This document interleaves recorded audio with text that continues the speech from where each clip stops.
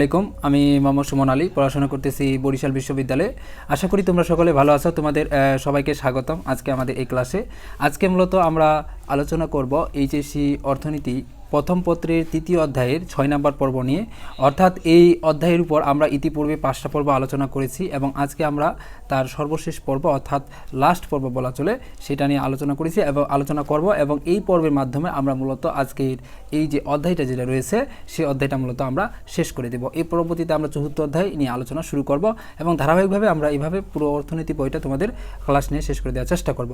তো তাহলে সময় নষ্ট না করে আজকের যে আমাদের আলোচনা টপিক অর্থাৎ তৃতীয় অধ্যায়ের সর্বশেষ পর্ব সেটা হলো উৎপাদন আয়। তো আমরা তাহলে বেশি সময় নষ্ট না করে দিয়ে আমাদের আলোচনা যে টপিক উৎপাদন আয় সেটা তাহলে শুরু করি। দেখো, উৎপাদন আয় বিষয়টা আগে সহজভাবে বুঝি, অত হার্ড করার দরকার নাই। আগে জিনিসটা একটু নর্মালভাবে বিষয়টা ভাবো, আর নর্মালভাবে বিষয়টা দেখলে ইজিলি তুমি কিন্তু পারবা। এগুলো কিন্তু হার্ড না। আর যে কোনো টার্ম শুধু অর্থনীতির ক্ষেত্রে বলবো না, যে কোনো ক্ষেত্রে তোমার মাথায় যে বিষয়টা সর্বপ্রথম রাখতে হবে তা হলো যে সেটা তোমাকে বুঝতে হবে যে ওই বিষয়টা মূলত কি বোঝাচ্ছে। এইটা তোমার সর্বপ্রথম মাথার মধ্যে অবশ্যই রাখতে হবে যে ওই বিষয়টা মূলত কোন বিষয়টাকে ইঙ্গিত করতেছে। এরকম যদি তোমার মানে মাথার মধ্যে ক্যাপাবিলিটি না হয় যে এই বিষয়টা দ্বারা মূলত কোন বিষয়টাকে বোঝাচ্ছে বা এইটা দ্বারা মূলত কোন বিষয়টাকে ইঙ্গিত করছে, এরকম তুমি যদি না বুঝতে পারো তাহলে কিন্তু তোমার সমস্যা হয়ে যাবে। তুমি অনেকে কী করে যে ধালাপাটা শুধু মুখস্থ করে, এটা কিন্তু সমস্যা হয়ে যাবে ভাই। যে কোনো টপিকের ক্ষেত্রে তুমি ওটা বোঝার চেষ্টা করো ওখানে কী বলতেছে। তারপর তুমি যদি ওই জিনিসটা বুঝে থাকো, তোমার বইয়ের সংজ্ঞার দরকার নেই, তুমি নিজেই সেটা থেকে সংজ্ঞা করতে পারবা। যেভাবে প্রশ্ন দোক না কেন তুমি কিন্তু কনফার্ম তুমি উত্তর করে দিয়ে আসতে পারবা। প্রশ্ন যেভাবেই দোক ওনারা, কোনো সমস্যা নেই। প্রশ্ন তাদের ধরন যেভাবেই থাকুক না কেন তুমি উত্তর করে আসতে পারবা, কিন্তু তোমাকে জিনিসটা বুঝতে হবে। তো সেজন্য আমরা দেখো আজকে তোমাদের যে জিনিসটা ওই জন্য সর্বপ্রথম আমরা জাস্ট ধারণা আগে দিব, তুমি নিজের ভাষায় এটা তৈরি করতে পারবা। দেখো কীভাবে উৎপাদন আয়। দেখো উৎপাদন আয় কথাটা দেখো, কথাটার মধ্যে কিন্তু আছে লুকাই। তুমি যে উৎপাদন আয় জিনিসটা কি, উৎপাদন আয় মানে কি, উৎপাদিত যে বিভিন্ন ধরনের আমরা দ্রব্যগুলো উৎপাদন করি না, কৃষক থেকে শুরু করে বিভিন্ন ধরনের প্রতিষ্ঠান, উৎপাদিত যে প্রতিষ্ঠানগুলো রয়েছে, পোশাক শিল্প থেকে অন্যান্য বিভিন্ন ধরনের কিন্তু কারখানা রয়েছে, শিল্প কারখানা। তো এগুলো থেকে অনেক পণ্য কিন্তু আমরা উৎপাদন করে থাকি। তো এখন এই সকল পণ্য যে উৎপাদনগুলো করা হয়, বিভিন্ন ধরনের পণ্য বা দ্রব্য সামগ্রী, এখন এই উৎপাদিত দ্রব্যগুলো যখন আমরা বিক্রি করে টাকা আসে না আমাদের, তো এই যে টাকাটা আসে এটাকে মূলত বলা হয় আয়। আর যেহেতু আমরা এরকম বিভিন্ন ধরনের পণ্যদ্রব্য মানে উৎপাদন করে সেগুলো বিক্রি করতেছি এবং এখান থেকে যে টাকাটা আছে এই টোটাল যে প্রসেসটা এটাকে মূলত বলে উৎপাদন আয়। অর্থাৎ উৎপাদিত দ্রব্য বাজারে বিক্রি করার মাধ্যমে যে আমাদের আয়টা আসে বা অর্থটা আসে সেটাকে মূলত উৎপাদন আয় বলা হয়। যে একটু এখানে ওই কথাটাই দেওয়া হয়েছে। দেখো, উৎপাদিত দ্রব্য বিক্রি করে একজন উৎপাদক যে অর্থ লাভ করে তাকে উৎপাদন আয় বলে। যেটা আমি বলার চেষ্টা করলাম যে উৎপাদিত আয় কি, যে বিভিন্ন ধরনের দ্রব্যগুলো একজন ব্যক্তি মানে বিক্রি করে যে আয়টা করে তাকেই মূলত কি বলা হয়, উৎপাদন আয়। যেটা আমি তোমাদের কিন্তু তখন বলার ট্রাই করলাম। তো জিনিসটা কিন্তু ইজি, তোমরা যদি সহজভাবে ভাবো তাহলে সহজ, যদি তোমরা কঠিনভাবে ভাবো তাহলে কিন্তু কঠিন। যে কোনো বিষয় একটু সহজভাবে নিতে হয়, তাহলে জিনিসটা কিন্তু এমনিতেই সহজ হয়ে যায়। আর যে কঠিনভাবে নাও তাহলে কিন্তু কঠিন হয়ে যায়। আর এই বিষয়গুলো তোমাদের যে টার্মগুলো যেগুলো বিশেষ করে রয়েছে, 3টা কিন্তু এখানকার টার্ম রয়েছে, তোমাদের আগেই বলেছি। সেটা হলো উৎপাদন, উৎপাদন ব্যয় এবং উৎপাদন আয়। এই 3টা টার্ম তোমাদের এই বিষয়গুলো কিন্তু খুব ভালো করে জানতে হবে। আর তোমাদের কিন্তু আমি যখন ক্লাসটা নিই, যারা বিগত পর্বগুলো দেখছো তারা কিন্তু জানো যে আমি কিন্তু বলে দিই যে কোনখান থেকে সৃজনশীল আসে, কোনটা সৃজনশীল জন্য ইম্পর্টেন্ট, কোনটা এমসিকিউর জন্য ইম্পর্টেন্ট। তো সেই জিনিসগুলো তোমরা সেই অনুযায়ী গুরুত্ব দিবা, তাহলে আশা করি তোমাদের কোনো সমস্যা হবে না। তো দেখো উৎপাদন আয়ের ধারণা, এই যে উৎপাদন যে আয় হয়, এই আয়ের একটা আমাদের সর্বপ্রথম এই বিষয়টা জানতে হবে যে যেমন আমরা উৎপাদন জানলাম, তারপরে উৎপাদন ব্যয় জানলাম, তেমনিভাবে ঠিক উৎপাদন আয়ের ক্ষেত্রেও বিভিন্ন ধরনের বিষয় আছে, প্রকারভেদ রয়েছে। যেমন আমরা উৎপাদনের ক্ষেত্রে জানছি বা উৎপাদন ব্যয়ের ক্ষেত্রে জানছি মোট, গড়, প্রান্তিক বিষয়টা আসছিল না, ঠিক তেমনিভাবে এখানেও উৎপাদন আয়ের ক্ষেত্রে ওই একই বিষয় আসবে, মোট আয়, গড় আয় এবং প্রান্তিক আয়। চলো আমরা তাহলে এখন দেখি যে উৎপাদন আয়ের ক্ষেত্রে মোট আয়, গড় আয় এবং প্রান্তিক আয় বিষয়টা কীরকম। তো দেখো সর্বপ্রথম আমরা মোট আয় জানবো। মোট আয় মানে কি, টোটাল রেভিনিউ মানে হলো টিআর, টোটাল রেভিনিউ বা টিআর। মোট আয় কথাটা অর্থ কি তোমরা কিন্তু দেখো, মোট আয় মানে হলো মোট, টোটাল মানে মোট যতগুলো তোমার কি হচ্ছে আয় হচ্ছে, মানে যত আয় হচ্ছে সবগুলোর যোগ হলো কি মোট আয়। কথা কি বুঝছো আমার, মানে তোমার যত প্রকারের আয় আছে সেই আয়গুলো যখন সবগুলো একসাথে যোগ করা হবে সেটাকে মোট। যেমন তোমাকে সহজ একটা উদাহরণ দিই, মনে করো তুমি তুমি মনে করো এমনি জাস্ট একটা উদাহরণ তাগিদে বলছি, তুমি মনে করো 10 কেজি আলু মানে বাজারে নিয়ে গেলা বিক্রি করার জন্য। তুমি মনে করো সেগুলো উৎপাদন করছো, এখন ওই আলুগুলো তুমি বাজারে নিয়ে গেলা 10 কেজি আলু বিক্রি করার জন্য। এখন প্রতি কেজি তোমার আলুর দাম হলো 10 টাকা করে, প্রতি কেজি আলুর দাম কত 10 টাকা করে। এখন 10 তোমার আলু আছে 10 কেজি, প্রতি কেজি হলো 10 টাকা করে, তার মানে তোমার এখন এখানে মোট আয় কত, তাহলে 1 কেজি যদি 10 টাকা হয় তাহলে 10 কেজি কত টাকা হচ্ছে 100 টাকা। তো এখন এখানে টোটাল তোমার আয়টা কত আসলো 100 টাকা। তো এইটাকেই বলে মোট আয়, অর্থাৎ তোমার টোটাল তুমি যে দ্রব্যটা উৎপাদন করছো, এখন দ্রব্যটা উৎপাদন করার পর কতগুলো আয় হচ্ছে, যতগুলো আয় হবে তার মোট বা যোগ টোটালটাই হলো মূলত কি মোট আয়। কিন্তু এখানে যোগ হবে না কেন, এখানে যোগের বিষয়টা আসবে না, কারণ আমরা মোট আয় ক্ষেত্রে বাই করার ক্ষেত্রে যে বিষয়টা জানতে হয়, তুমি কতগুলো দ্রব্য উৎপাদন করতেছ বা কত মানে তোমার পরিমাণটা কত দ্রব্যগুলোর, এবং সেই দ্রব্যের দাম দিয়ে যদি গুণ করি তাহলে কিন্তু আমরা মোট আয় পেয়ে থাকি। যে এই যেটা একটু আগে তোমাদের কিন্তু জাস্ট উদাহরণটা দেওয়ার চেষ্টা করেছি, যে উদাহরণটা যদি ভালোভাবে বুঝো তাহলে আশা করি তোমার এই জিনিসটা প্রবলেম হবে না। দেখো ওইটাই বলছে যে মোট আয় জিনিসটা হলো কি, কোনো উৎপাদিত দ্রব্য বিক্রি করে ফার্ম বা উৎপাদন প্রতিষ্ঠান যে পরিমাণ অর্থ লাভ করে তাকে মোট আয় বলে। মানে উৎপাদিত প্রতিষ্ঠান যে বিভিন্ন ধরনের দ্রব্যগুলো বিক্রি করার পর যে আয়টা আসে সেই হলো কি মোট আয়, যেটাকে আমরা যে আয়ের যে সূত্র ধরি একই, মানে উৎপাদন আয় এবং মোট আয়ের সংজ্ঞা প্রায় একই, মানে একই সংজ্ঞা, ওই একটাই যদি বলো তাহলে কোনো সমস্যা হবে না আশা করি।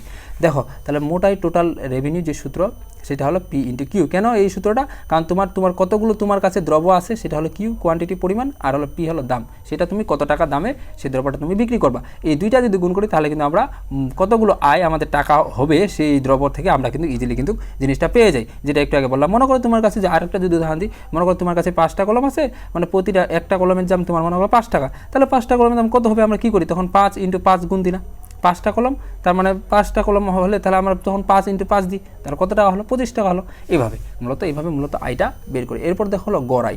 গড়াই তো আমরা আগে জানি যে গড়াই মানে কি, টোটাল কতগুলো আমাদের পণ্য রয়েছে সেই মানে টোটাল কতগুলো আমাদের আয় রয়েছে, সেই আয় থেকে যদি আমরা কোয়ান্টিটি পরিমাণটা দিয়ে ভাগ দিই তাহলে আমাদের কিন্তু গড়াই বা অ্যাভারেজ রেভিনিউ যেটা রয়েছে সেই পরিমাণটা কিন্তু বের হয়ে যায়। যেমন আমরা যদি একটু মানে একটা সংখ্যা দিই, সংখ্যাটা দিলে বিষয়টা খুব ভালোভাবে স্পষ্টভাবে বোঝা যায় যে কোনো দ্রব্যের একক প্রতি বিক্রয় মূল্যকে মূলত গড়াই বলা হয়। তাহলে যে গড়াই কাকে বলে, কোনো দ্রব্যের একক প্রতি যে বিক্রয় মূল্য সেই বিক্রয় মূল্যটাকে মূলত গড়াই বলে। এটা কিন্তু আমরা আগে থেকে জেনে আছি, যেমন আমাদের উৎপাদনের ক্ষেত্রে গড় উৎপাদন, তারপর হলো উৎপাদন ব্যয়ের ক্ষেত্রে গড় উৎপাদন ব্যয়, এরকম বিষয়গুলো কিন্তু আমরা আগে থেকে দেখে আসতেছি। মানে এই কথাটা কিন্তু প্রতিবারে ওই সেম মানে বলতে কি, প্রতিবারে আমরা একটাই কিন্তু প্রতিবারের সংজ্ঞা বলি যে একক প্রতি, কারণটা আমরা আগে থেকে জানাচ্ছি। গড় মানে হলো একজনের হিসাব করা হয়, একজনের মতো করে হিসাব করা হয়, মানে তোমার ইনকাম মনে করো আয় তোমার 10 টাকা, আরেকজনের মনে করো আয় 5 টাকা, আরেকজনের 3 টাকা, এখন সবগুলো যোগ করে আমাদের 3 দিয়ে যদি ভাগ করি তাহলে কিন্তু লোক প্রতি আমাদের কত টাকা করে একটা আয় হচ্ছে সেটা কিন্তু ইজিলি কিন্তু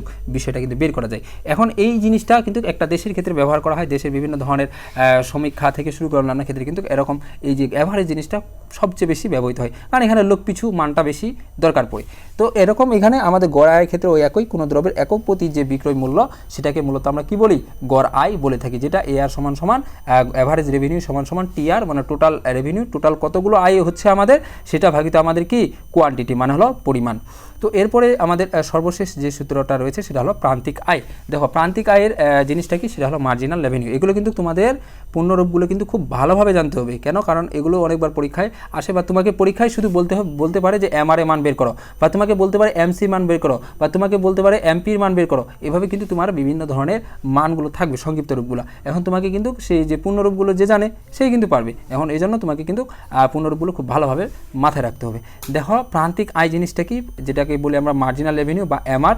কোনো দ্রব্যের অতিরিক্ত একক মানে বিক্রি বৃদ্ধি করলে, মানে বিক্রির যে আমাদের পরিমাণটা সেটা যদি একক বৃদ্ধি করি তাহলে মোট আয়ের পরিবর্তন হয়। অবশ্যই আমরা যে বিক্রি করতেছি এই বিক্রির পরিমাণটা যদি আমরা বৃদ্ধি করি। আর একটা বিষয় তোমাদের বলে দিই, এই যে এই সূত্রগুলো যাতে আলোচনা করতেছি অনেকে মনে করতে পারে যে গাণিতিক কই, আমরা তো বুঝতেছি না বিষয়গুলো। ধৈর্য ধরো, আমরা এই পরবর্তীতে কিন্তু তোমাদের ম্যাপ দিয়ে যে সূচির সাহায্যে একবারে সবগুলো কিন্তু দেখা দিব যে কিভাবে আমাদের মোটাই বের করতে হয়, গড়া বেরতে হয়, প্রান্তিক আয় বের করতে হয়। তো অধৈর্য হওয়ার দরকার নেই, আমরা পরবর্তীতে এগুলো আলোচনা করব। দেখো যেটা আলোচনা করতেছিলাম প্রান্তিক আয় বিষয়টা, যে কোনো দ্রব্যের অতিরিক্ত একক বৃদ্ধি করলে, মানে কোনো দ্রব্যের যে আমাদের বিক্রয়ের পরিমাণটা সেই একক সেটা বৃদ্ধি করলে মোট আয়ের যে পরিবর্তন হয়। অবশ্যই আমাদের যে বিক্রয়ের পরিমাণটা আগে মনে করো 1 মণ ধান বিক্রি করলাম, এখন মনে করো 2 মণ ধান বিক্রি করলাম, তো এখন আমাদের আয়ের পরিমাণটা কি বাড়বে না কমবে? অবশ্যই বাড়বে। তো এখন এই যে পরিবর্তনটা হিসাব যখন করা হয় তখন সেটাকে প্রান্তিক আয় বলা হয়ে থাকে। অর্থাৎ কোনো দ্রব্যের অতিরিক্ত একক বিক্রি বৃদ্ধি করা হয় তাহলে মোট আয়ের কত মোট আয় যে পরিবর্তন হয় তাকে মূলত কি বলা হয়, প্রান্তিক আয় বলা হয়। তো প্রান্তিক আয়ের সূত্র ওই আগের মতোই একই, পুরো সেম মানে প্রসেসটা। এম আর সমান সমান এই যে অ্যাভারেজে যে সূত্রটা ছিল ওই সূত্রটা জাস্ট এখানে কি আসবে, ডেল আসবে, অর্থাৎ ডেল টি আর ভাগিত ডেল কিউ, অর্থাৎ টি আর এর পরিবর্তন মানে টোটাল রেভিনিউ, যেটাকে আমরা বলি মোট আয় পরিবর্তন, ভাগিত হলো কোয়ান্টিটি পরিবর্তন। এই টি আর এর আমরা অর্থ জানি, টি আর ওয়ান মাইনাস হলো টি আর জিরো, আর কিউ ডেল কিউ সমান সমান হলো Q one minus Q zero. এটা কিন্তু আমরা আগে থেকে জানি, এটা নতুন না আমাদের কাছে। তো দেখো এরপরে আমাদের কিছু বিষয় সম্পর্কে এই অধ্যায়ে আমরা ধারণা দিব, কেন এটা আলোচনা করব বা এটা আমাদের কি কাজে লাগবে।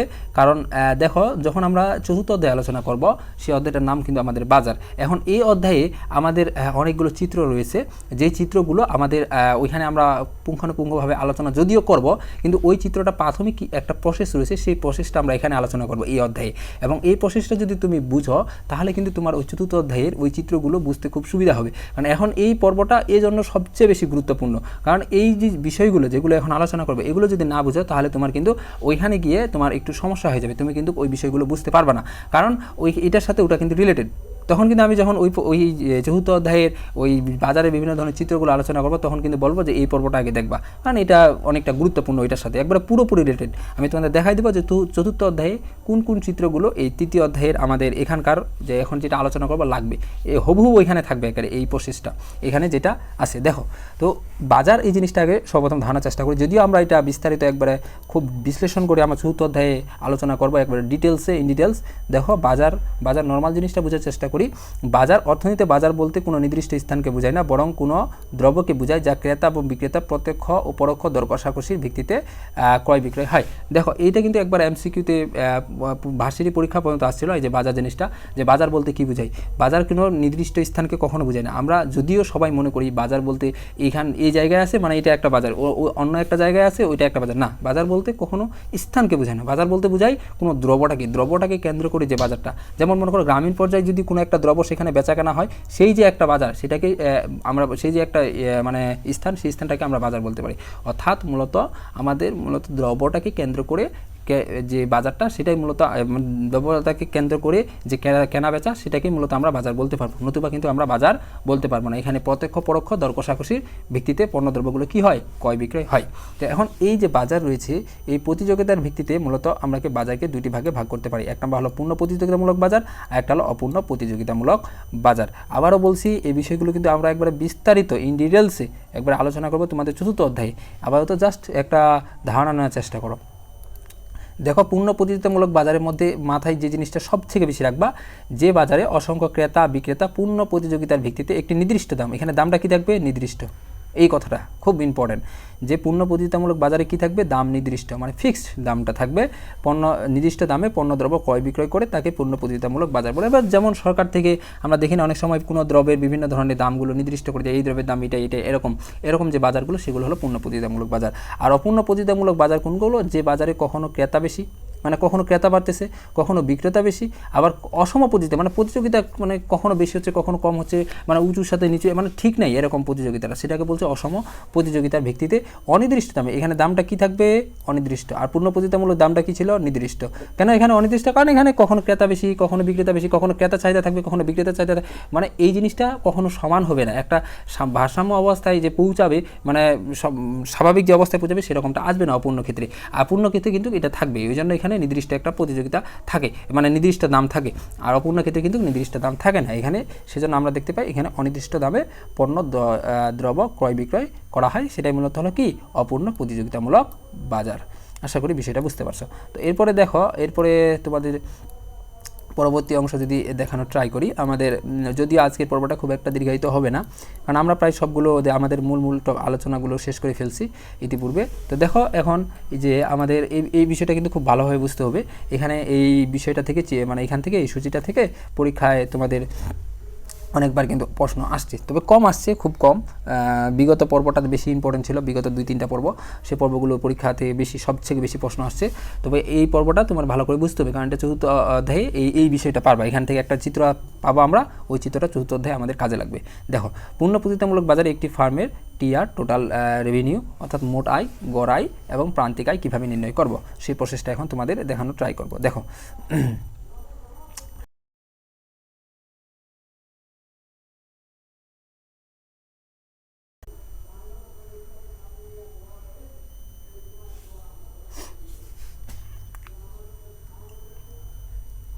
আন্তরিকভাবে দুঃখিত একটু নেটওয়ার্কের সমস্যার কারণে। তো আশা করি এখন সব কিছু ঠিকঠাক শোনা যাচ্ছে।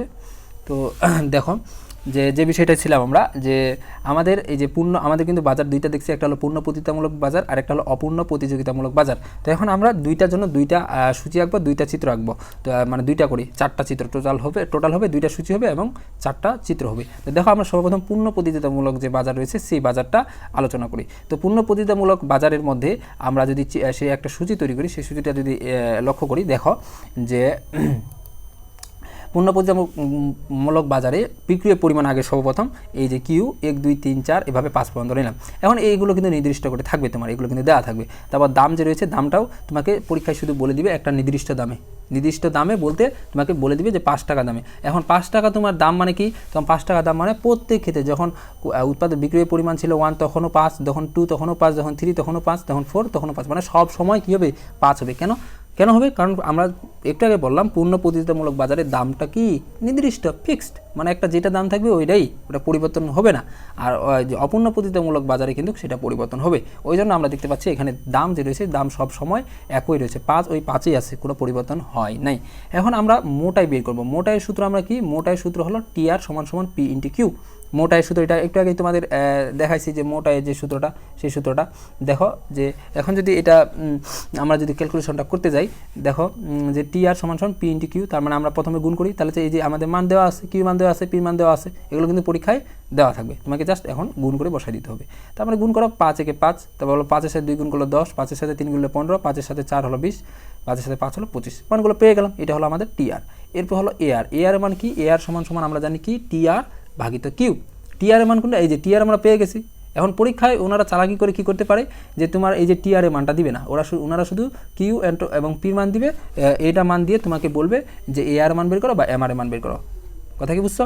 এখন যদি তুমি এই যে তোমার যদি এটা না দেয় এই মানটা TR, তার মানে তোমাকে সর্বপ্রথম আগে কী করতে হবে, TR বের করতে হবে, মানে টোটাল রেভিনিউ বা মোট আয় যেটা রয়েছে সেই মানগুলো বের করতে হবে। তারপরে তোমাকে এই ধাপে আসতে হবে। কারণ তুমি এটা যদি বের না করো তাহলে এটা তুমি কীভাবে বের করবা, এটা তো সম্ভব না, কারণ TR তোমার তো লাগবেই, মাস্ট। কথা কি বুঝছো আমার? এভাবে মূলত তোমরা কাজ করবা।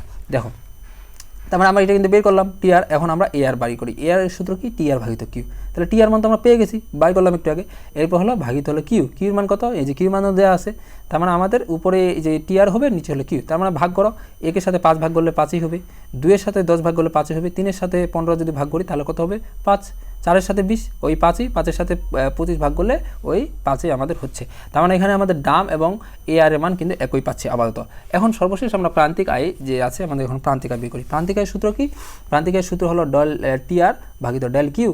তো এখন দেখো আমরা আগেই বলছি, যখন দেখবা যে এরকম কিউর মানগুলো সব সময় যখন এরকম ডেল দিয়ে থাকে, দেখবা যখন কিউর মানগুলো ব্যবধানগুলো সব সময় আমাদের 1 করে থাকে। কত করে থাকে, 1, ব্যবধান 1, মানে প্রথমে 1 থেকে 2, তারপর 2 থেকে 3, 3 থেকে 4, এরকম 1 করে ব্যবধান থাকতেছে, শুধু 1 করে।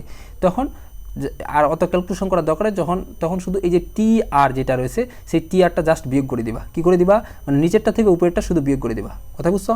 নিচেরটা থেকে উপরেরটা বিয়োগ করে দিবা, তাহলে যে মানটা পাবা সেটাই হলো MR। অত ভেজাল করার দরকার নেই। যদি এটা আলোচনা করছি আগে, প্রত্যেকটা পর্বের প্রায় আলোচনা করছি যে কেন আমাদের এটা থেকে এটা বিয়োগ করে দিলেই শুধু এর মানটা চলে আসে, এই যে আমাদের যে MR এর মানটা। তারপর যদি তোমরা বুঝে না থাকো আমাকে কমেন্টে জানাও, আমি তোমাদের একবার সেটাও বোঝার চেষ্টা করি। আপাতত আমরা শর্টকাট যে টেকনিকটা সেটা আলোচনা করতেছি। দেখো যে তাহলে প্রথম যেটা রয়েছে সেটা বসে যাবে, যে প্রথমে যে TR যে মান রয়েছে সেই TR এর মান 5 ছিল আমাদের, TR যে মানটা রয়েছে সেটাই হলো MR এর মান। এখন প্রশ্ন আমার এটা তোমরা কমেন্টে সবাই জানাবা যে TR এর যে মান, TR এর মানই কেন আমাদের MR এর প্রথমকার মানটা হয়, ওইটাই কেন মান হয়, মানটা কেন পরিবর্তনশীল হয় না? অন্যান্য মানগুলো তো আমরা ঠিকই দেখি পরিবর্তনশীল হয়, কিন্তু এই যে TR এর ক্ষেত্রে এই যে প্রথম যে সংখ্যাটা থাকে, প্রথম যে আমরা মানটা পাই, সেই মানটাই কেন MR এর ক্ষেত্রে দিতে হয়? এটা প্রশ্ন তোমাদের থাকলো, তোমরা সবাই কমেন্টে কিন্তু এটা জানাবা। দেখো এরপরে দ্বিতীয় নাম্বার যে রয়েছে সংখ্যাটা, আমরা একটু আগে বললাম, এটা জাস্ট আমরা কী করে দিব, বিয়োগ করে দিব, যখন এরকম ব্যবধান 1 করে থাকবে। আর 99% ক্ষেত্রে এই ব্যবধান শুধু 1 করেই থাকে। তো আর যদি ব্যবধান 2 বা 2 এর বেশি থাকে, তখন কিন্তু আমাদের এই সূত্রটা যেভাবে আছে ঠিক একইভাবে তখন কিউর মানগুলো বিয়োগ করতে হবে, নিচে মানে বিয়োগ করে তারপরে আমরা যে মানটা আসবে সেটা দিয়ে ভাগ করে দেবো। উপরেরটা এই যে TR এরটা ব্যবধানটা বিয়োগ করব, আর কিউর যে ব্যবধান আছে সেটা বিয়োগ করবো, বিয়োগ করে যে মানটা আসবে দুইটা ভাগ করে দেবো, মানটা আমরা পেয়ে যাব। কথা কি বুঝছো আমার? তো আর যদি আমাদের এরকম ব্যবধানগুলো শুধু এক করে থাকে, এক করে যদি সব সময় থাকে 99% থাকে এক করে, তখন শুধু জাস্ট একটাই কাজ করবা যে প্রথম যে সংখ্যাটা আছে ওইটা বসাই দিলা, এরপরে জাস্ট বাকিগুলো কী করবা বিয়োগ করে দিবা নিচেরটা থেকে উপরেরটা। 10 থেকে 5 গেলে কত 5, 15 থেকে 10 গেলে হলো 5, এরকম 20 থেকে 15 গেলে 5, 25 থেকে 20 গেলে 5 হয়ে গেল। কথা কি বুঝছো? এভাবে তোমরা কিন্তু ইজিলি বিষয়গুলো করতে পারবে। এখন এখানে দেখো একটা বিষয় লক্ষণীয় যে আমাদের এখানে যদি তোমরা লক্ষ্য করো, এখানে তিনটা যে আমাদের মানগুলো একই পাচ্ছি, সেটা হলো পি, তারপর হলো তোমার এআর এবং এমআর। এই তিনটা আমাদের যে প্রতীকগুলো রয়েছে অর্থাৎ দাম, তারপর হলো গড় আয় এবং প্রান্তিক আয়, তিনটার মান কি একই। কথা কি বুঝছো? তার মানে এই যে তিনটার মান একই, এই চিত্রটা আমাদের চতুর্থ অধ্যায়ে কাজে লাগবে। তো তোমাদের এখন আমরা চিত্র অঙ্কন করা দেখাবো। দেখো এখন এই সূচি থেকে আমাদের কিন্তু চিত্র অঙ্কন করতে হবে। তো আমাদের এই যে চিত্র তো এখানে বেশি দরকার হবে না। কেন দরকার হবে না? কারণ আমাদের এই যে তিনটা যে রয়েছে এই তিনটার কিন্তু মান কিন্তু একই, তার মানে ওইটা একটা রেখা অঙ্কন করলেই তিনটার মান হয়ে যাচ্ছে। কথা কি বুঝছো?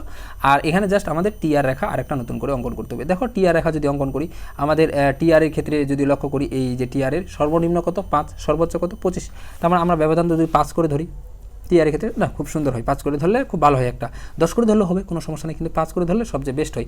কারণ যেন তোমার 5 থেকে 7টা ঘরের মধ্যে হয়, এরকমটা লক্ষ্য রাখবা। কারণ এরকম করলে চিত্রটা তোমার সৌন্দর্য ভালো হবে।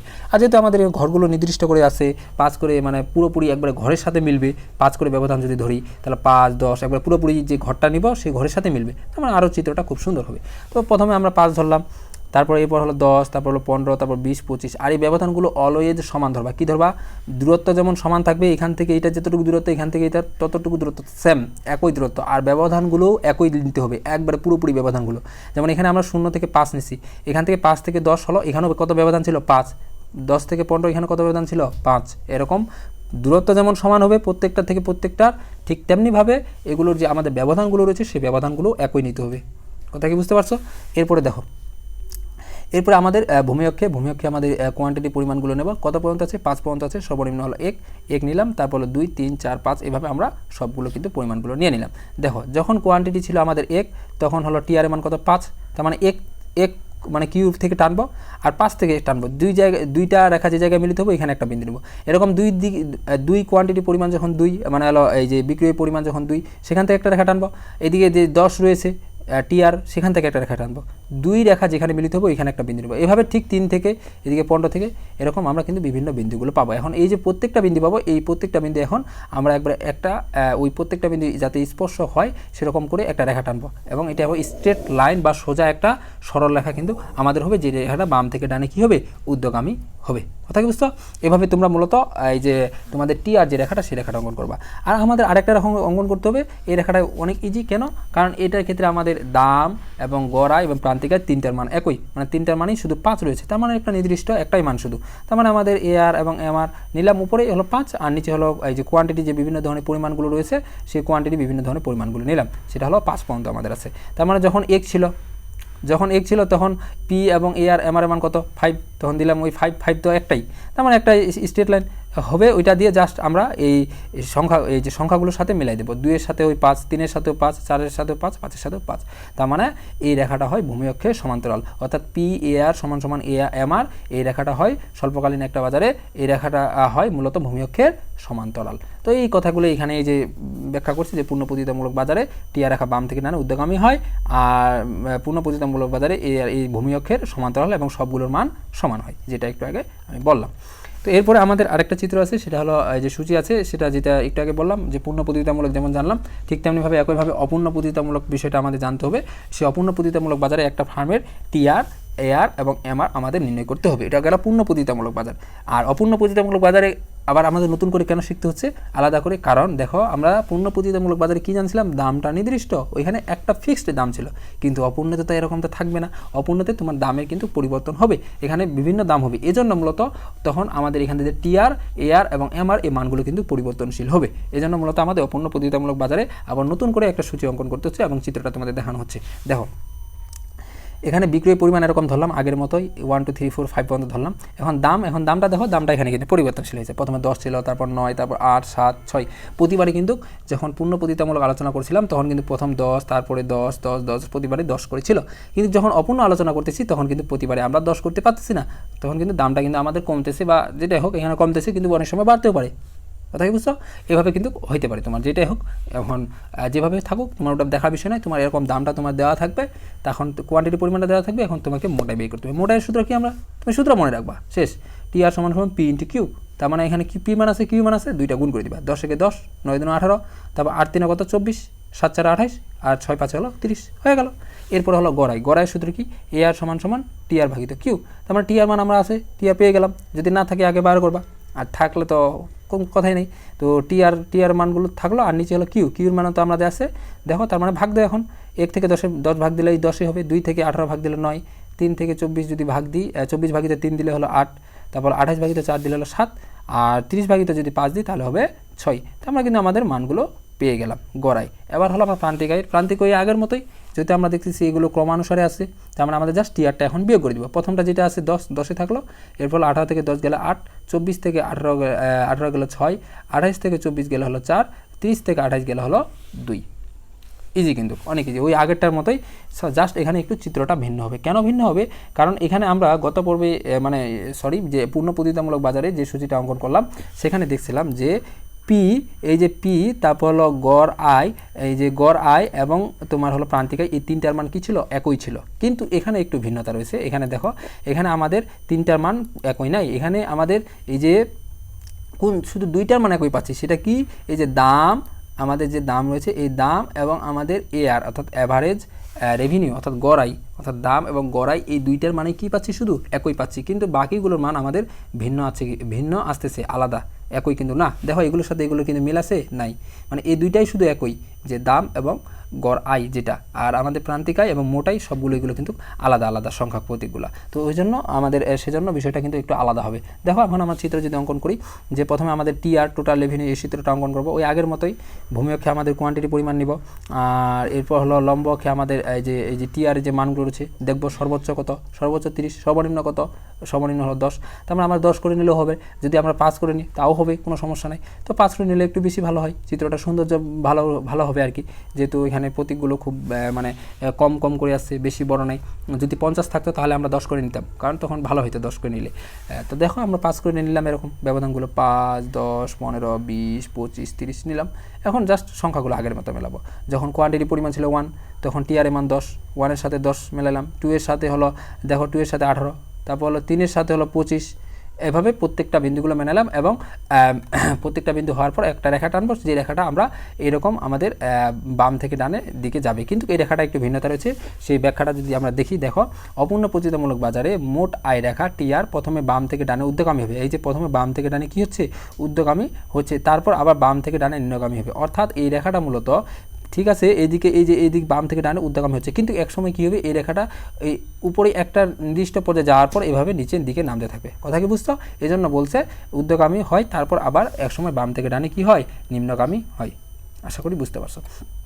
দেখো এরপরে আমাদের আরেকটা চিত্র রয়েছে, এবং এই চিত্রটা তোমাদের কিন্তু যে চতুর্থ অধ্যায় যখন আলোচনা করবো তখন কিন্তু এই চিত্রটা কাজে লাগবে। কথা কি বুঝতে পারছো? এই চিত্রটা কিন্তু তখন কিন্তু তোমাদের অঙ্কন করতে হবে, এই চিত্রটা। আর ওইখানে যে উপরে যে পূর্ণ প্রতিযোগিতামূলক বাজারে যে একটা চিত্র দেখাইলাম, এই দুইটা চিত্র কিন্তু তোমাদের ওইখানে লাগবে। ওইখানে কিন্তু পূর্ণ প্রতিযোগিতামূলক বাজার, অপূর্ণ প্রতিযোগিতামূলক বাজার বিস্তারিত একবার আলোচনা আছে, বিস্তারিত। এখানে তো আমরা সংক্ষিপ্ত, ওইখানে একবার বিস্তারিত পাবা। কিন্তু এই চিত্রগুলো কীভাবে হচ্ছে জিনিসটা তো বুঝতেছো। তো এখন এই চিত্রগুলো কিন্তু ওইখানে আর এত আমি পুঙ্খানুপুঙ্খভাবে আলোচনা করবো না, এখানে জাস্ট এই চিত্রটা অঙ্কন করে দিব। অঙ্কন করে দিয়ে তারপরে বাকিগুলো তো প্রসেসটা আলোচনা করব। তো সেজন্য বলতেছি যে এই পর্বটা যে দেখবে না তার কিন্তু ওইখানে বুঝতে সমস্যা হয়ে যাবে।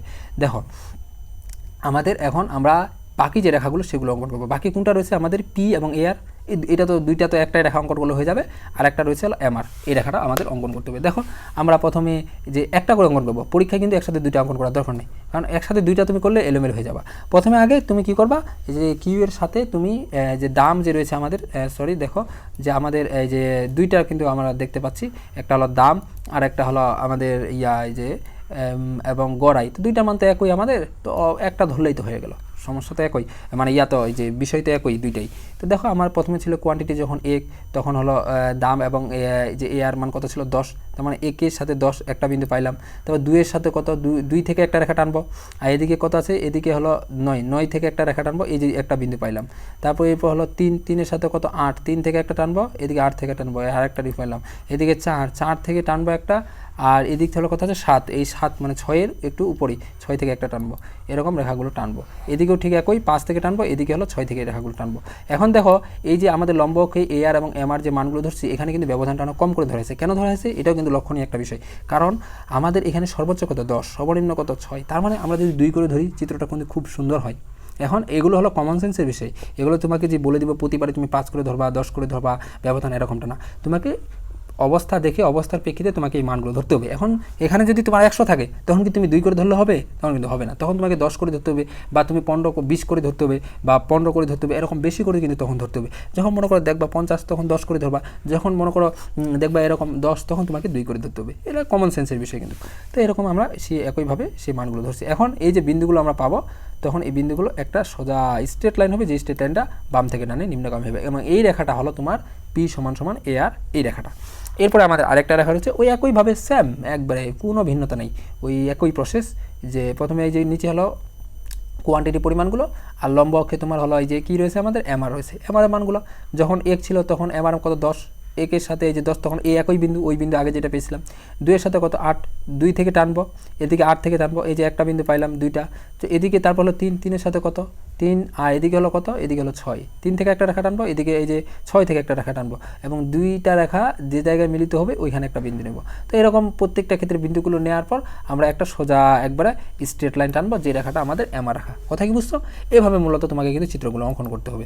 তো আশা করি তোমাদের সমস্যা হওয়ার কথা না। এখন এখানে কিছু কথা আমাদের মনে রাখতে হবে। দেখো এই বিষয়টা যে অপূর্ণ প্রতিতামূলক বাজারে, অর্থাৎ এই চিত্রটা সম্পর্কে এখানে কিছু ইনফরমেশন, এটা কিন্তু অনেকবার MCQ-তে আসছে পরীক্ষায়, যে অপূর্ণ প্রতিতামূলক বাজারে AR এবং MR রেখা বাম থেকে ডানে নিম্নগামী হয়, যেটা একটু আগে জানলাম। আর এখানে আরেকটা বিষয় জানতে হবে, কোনটা রেখা উপরে, মানে MRটা উপরে নাকি PAR এই রেখাটা উপরে, এটা কিন্তু অনেকবার কনফিউশন লাগছে। অর্থাৎ PARটা কিন্তু উপরে আর MR রেখাটা কিন্তু নিচে হবে।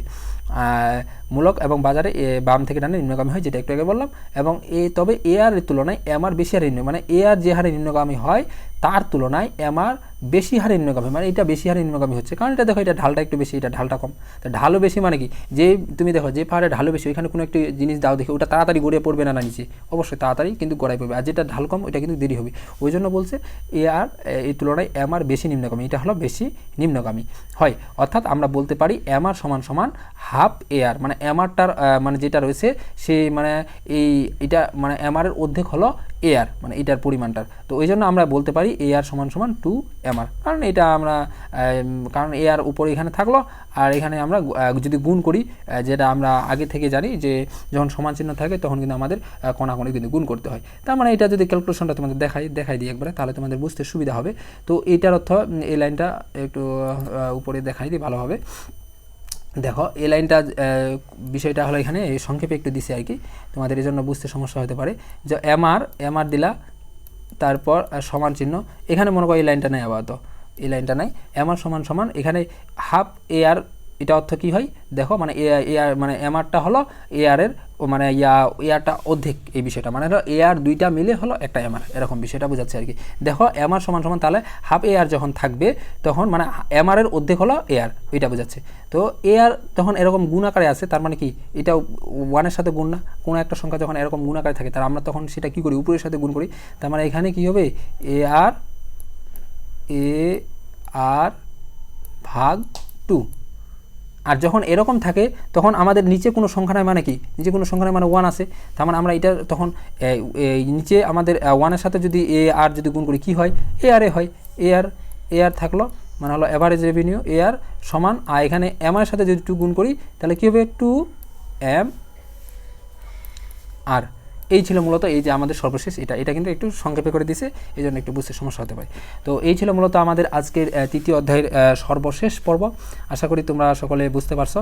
কারো কোনো সমস্যা থাকলে তোমরা কমেন্টে জানাবা, প্রবলেম থাকতে পারে, এটাই স্বাভাবিক। আর তোমরা কি চাও যে বিগত সালে যে কোশ্চেনগুলো যেগুলো রয়েছে MCQ CQ এগুলো থেকে আমি মানে ক্লাস নিব, এগুলোর পর সলভ ক্লাস নিব, তোমরা সেটাও কমেন্টে জানাবা।